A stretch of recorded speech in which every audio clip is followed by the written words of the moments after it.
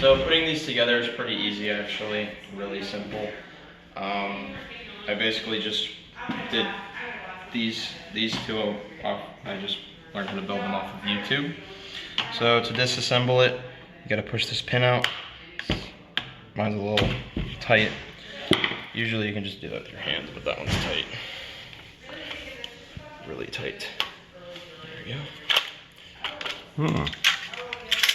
Take the bolt carrier group out, which has the firing pin in it, and then the charging handle. What's a charging handle? So it helps you actuate the action. So you pull it back, it cocks this, and also does the firing. Also cocks the firing pin. And yep. And take this out. And then there's the inside trigger mechanism. This is actually really hard to do without tools. I didn't use a vice grip or anything. I just kind of put it together. I don't know how I did it, but I did it. And everything about an AR-15 is interchangeable. Trigger, just everything that you can see on it is literally everything is interchangeable. None of these parts are. I didn't buy this as one package, so I pretty much put all this together.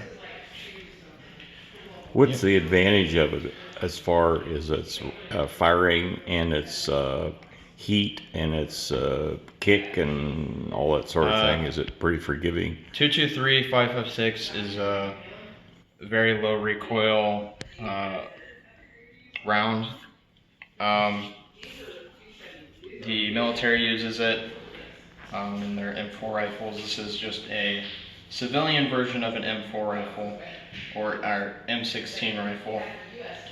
I had an M1 rifle. Mine was very heavy. Yeah. And boy, it had a kick. M1s are heavy. M1s I think used a, was it 30-06, right? Yeah, but this thing you can hold out with one hand and shoot it.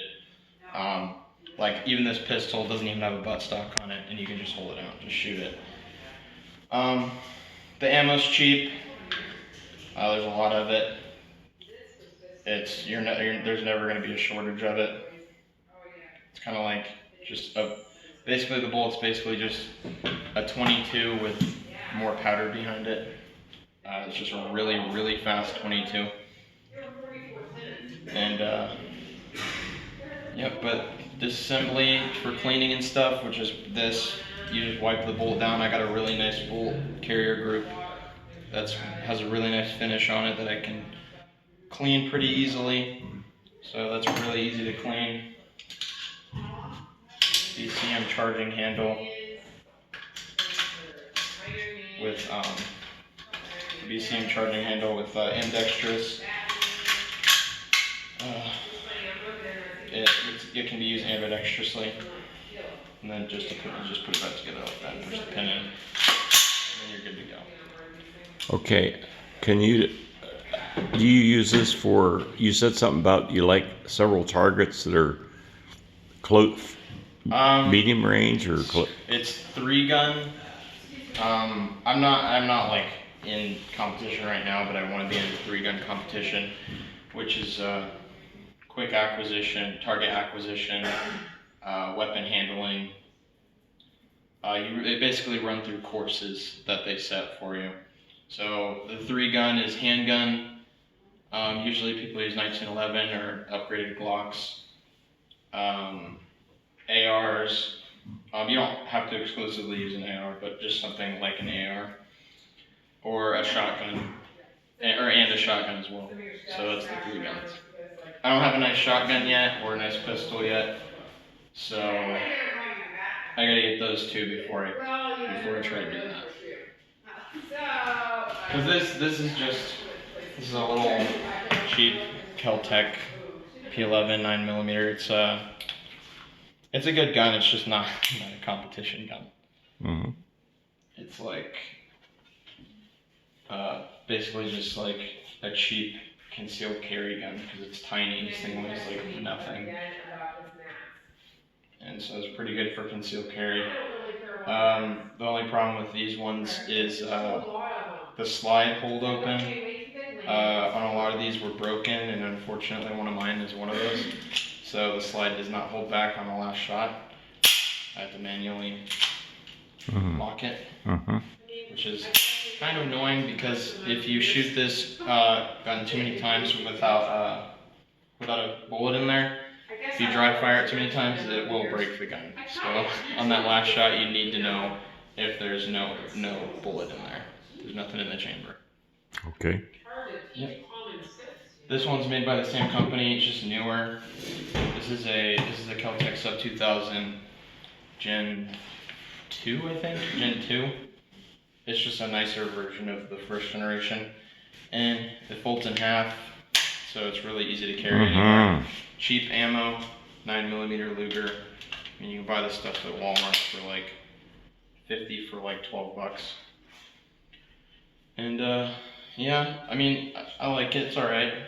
I don't like the reciprocating bolt right here because whenever you're shooting, that thing comes back sometimes and you flip your cheek on it. If you got chubby cheeks like me. But other than that, it's pretty nice. It's really extremely light. It's about half the weight of this. And I can throw it wherever. I don't really need a gun case for it. Or gun bag. Yep, this has no practical use whatsoever. This is just a fun gun. This is just something that you just take out to the range to just have fun with. Because with its shorter barrel, you lose a lot of velocity because the powder doesn't have enough time to burn. And it's really, really loud. And it does kick a lot more than this one because it's got a... But this one was the first one that I actually put the lower receiver together on. And I think I did an alright job. It's a little hokey. Stuff doesn't fit quite well because I kind of hammered it in place. But it runs. Yep. What about the ownership of these guns and these rifles and things? Anything to say about that? Like the legalities or like? Well, first of all, the statistics. How's this fit into the whole picture?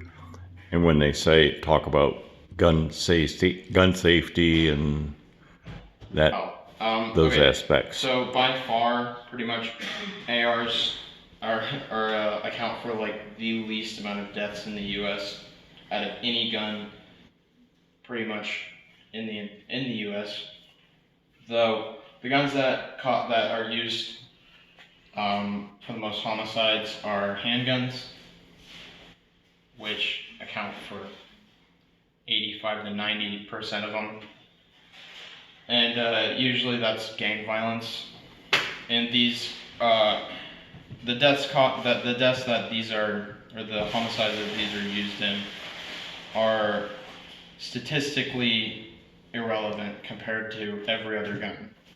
So I don't see why there's even big talk about banning them.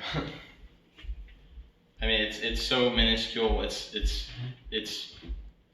a percent of a percentage point. It's not